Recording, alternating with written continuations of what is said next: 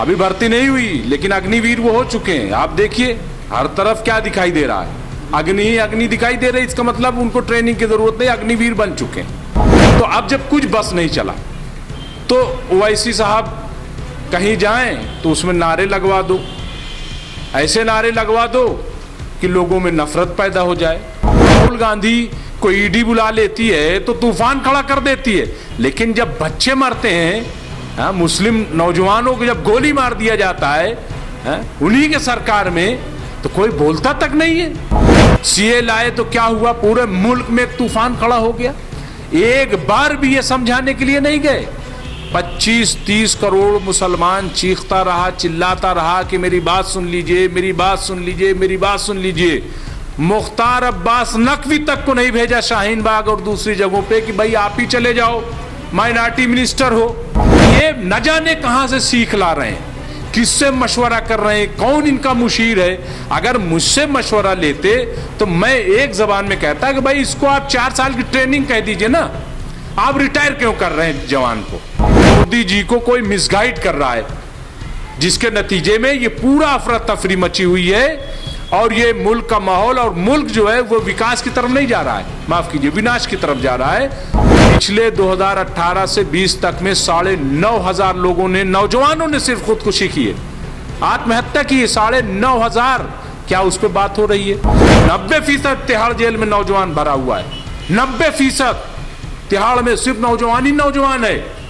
क्यों तिहाड़ में नौजवान है, क्यों सरकारी नौकरियों में नौजवान नहीं, इसका जवाब कौन देगा?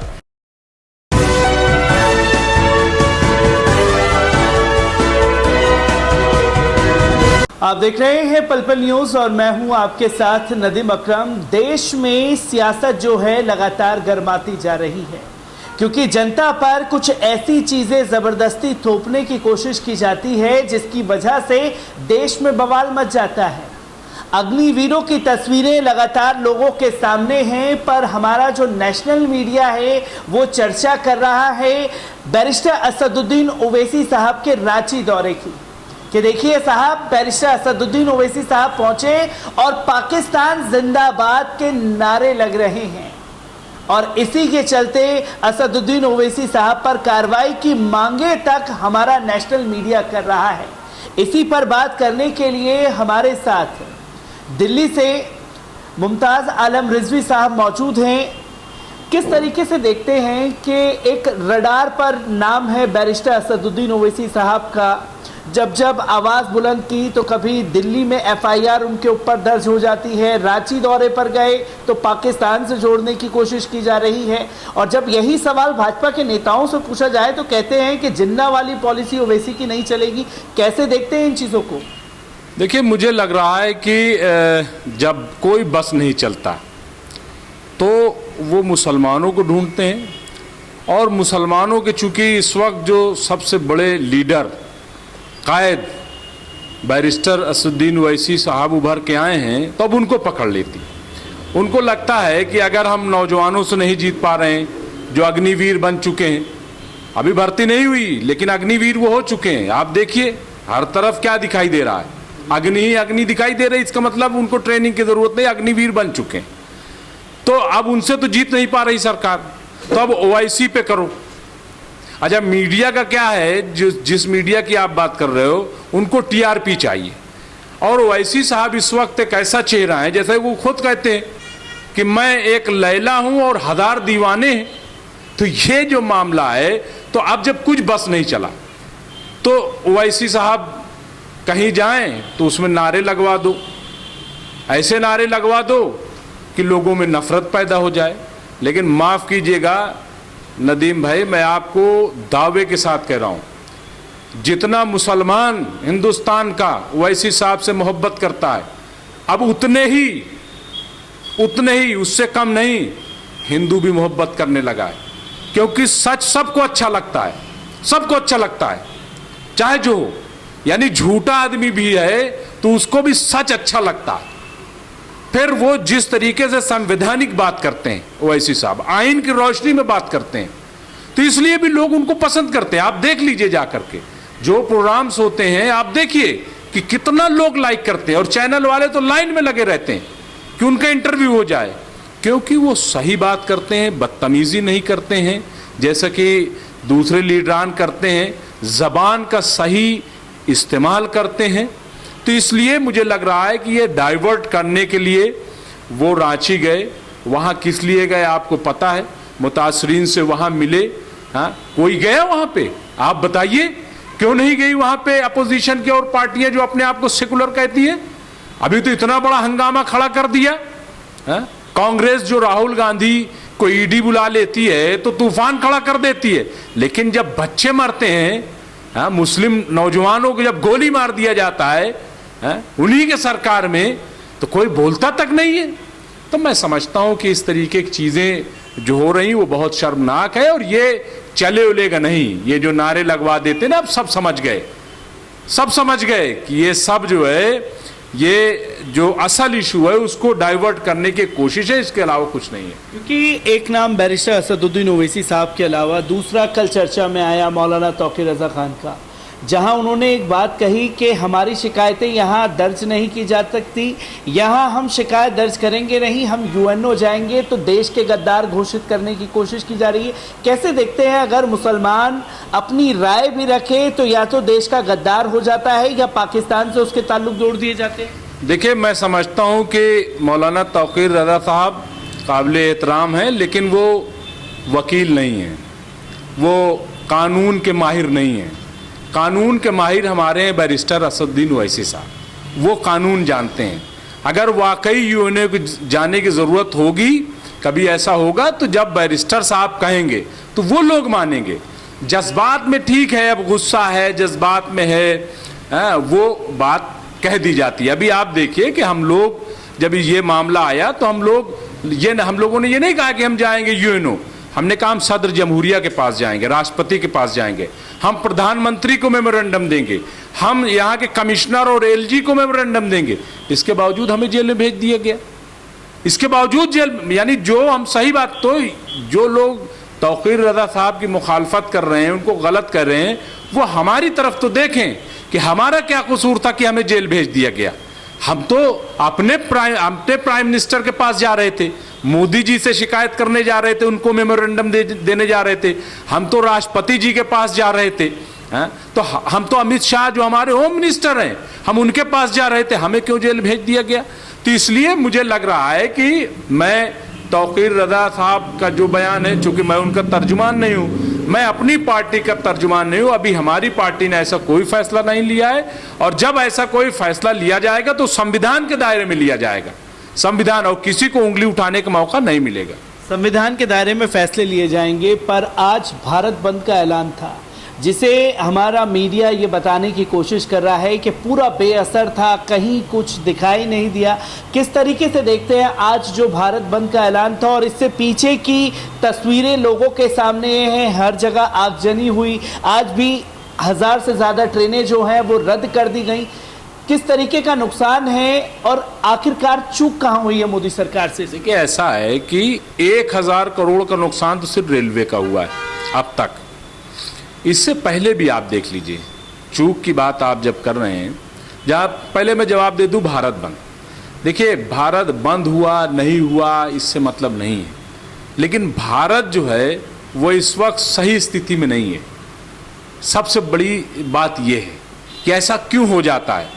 कोई ऐसा साल नहीं है कि जब कोई मामला न उठ खड़ा हो। आप देख लीजिए, इन्होंने नोटबंदी की, क्या हुआ? 100 से ज़्यादा लोग मारे गए, कितना बड़ा नुकसान हुआ।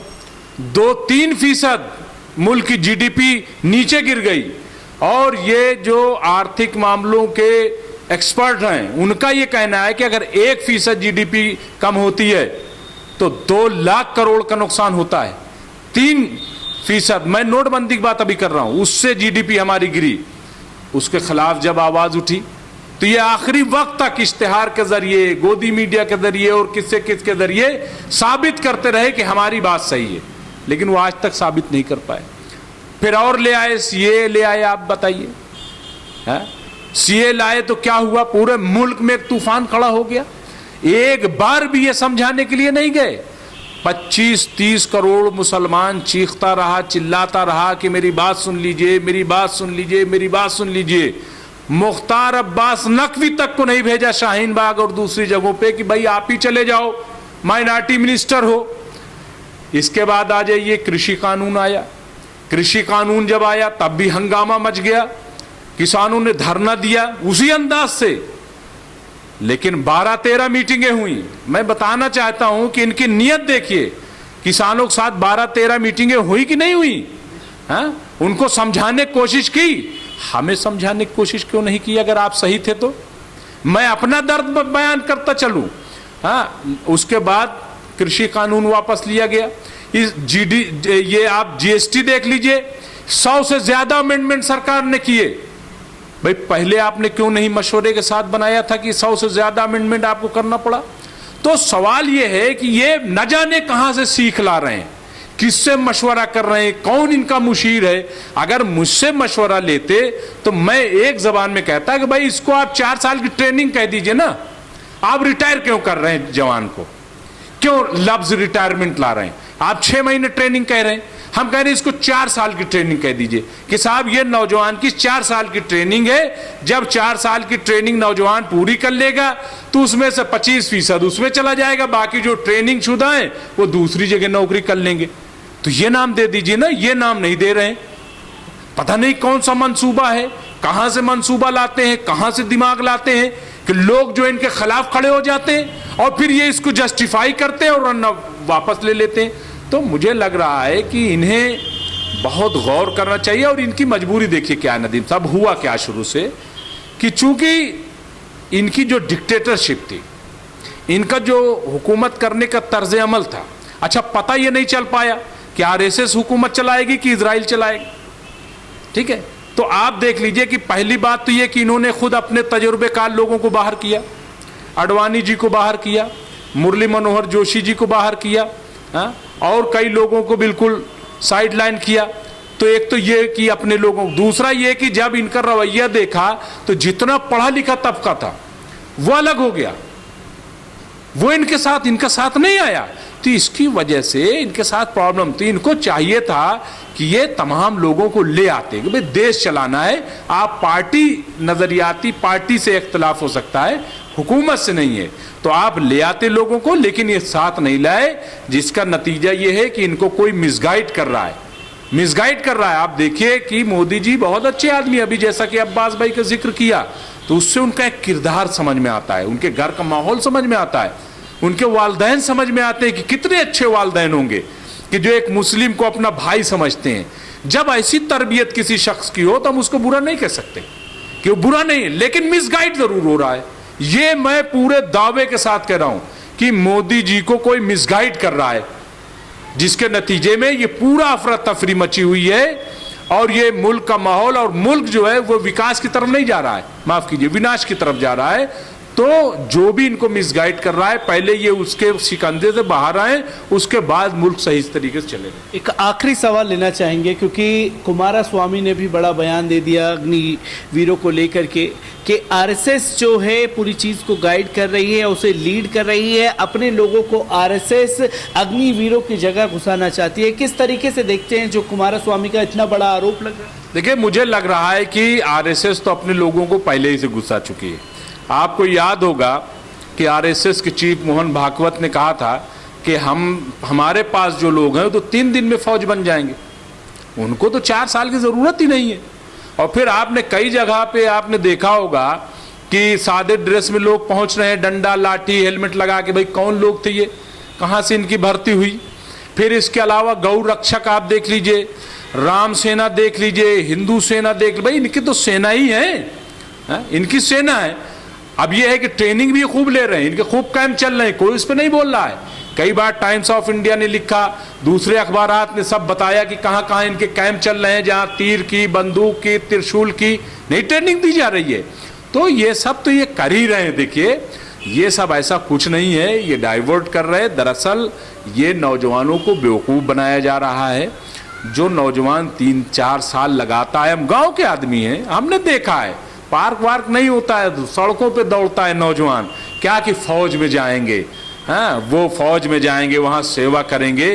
तो अब उसकी आप देखिए कि 3-4 साल उसको मौका दिया जा रहा है, हाँ उसके बाद कह रहे हैं कि आप रिटायर हो गए।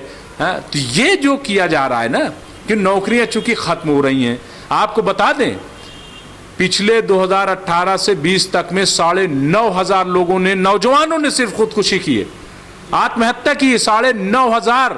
क्या उस पर बात हो रही है? मैं और आपको बता दूं कि इस वक्त केंद्र में 9 लाख, 9.25 लाख के करीब वैकेंसीज खाली हैं। रेलवे में वैकेंसी नहीं, आप देख लीजिए। हाँ, जो और गवर्नमेंट के इदारे हैं, डिफेंस में नौकरी खत्म की गई है, जो पैराशूट फैक्ट्रीज वगैरह ये सब प्राइवेट कर दिया गया, एयरलाइंस में तमाम आप देख लीजिए कि नौकरियां खाली हैं। तो ये मामला सिर्फ आज का नहीं है और ये मामला सिर्फ फौज का नहीं है, अभी पूरे हिंदुस्तान का नौजवान खड़ा होगा अगर इसको सही दिशा में नहीं ले जाया गया, अगर नौजवानों को नौकरी नहीं दी गई, सिर्फ बेवकूफ़ बनाया गया। आप बताइए, अपॉइंटमेंट नहीं हो रहे, 3 साल हो गए हैं, अभी नौजवानों की भर्ती नहीं हुई, और जो भर्ती भी कर रहे हैं, इतना शोर मचा रहे हैं, सिर्फ कितने 45,000। आप बताइए 45,000 में क्या होगा? 45, जो लोग जस्टिफाई कर रहे हैं, भाई जस्टिफाई आप क्या कर रहे हो? 45,000 में होगा क्या? मुल्क में पता है आपको 70% नौजवान है, और अभी मैं जब तिहाड़ गया नदीम भाई, तो 90% तिहाड़ जेल में नौजवान भरा हुआ है। 90% तिहाड़ में सिर्फ नौजवान ही नौजवान है। क्यों तिहाड़ में नौजवान है? क्यों सरकारी नौकरियों में नौजवान नहीं? इसका जवाब कौन देगा? इसका जवाब सरकार को देना पड़ेगा। 8 साल पूरे हो गए, जश्न मनाने से कुछ नहीं होगा, हवाबाई कुछ नहीं होता है, सारे जश्न इनके धरे रह गए और मुल्क के नौजवानों ने इनकी पोल खोल कर रख दी। मुमताज आलम रिजवी साहब हमारे साथ मौजूद थे, जिन्होंने साफ शब्दों में कहा कि नौजवानों को जिस तरीके से जेल की सलाखों के पीछे डाला गया है, वो लगातार उनकी पोल खोल रहे थे।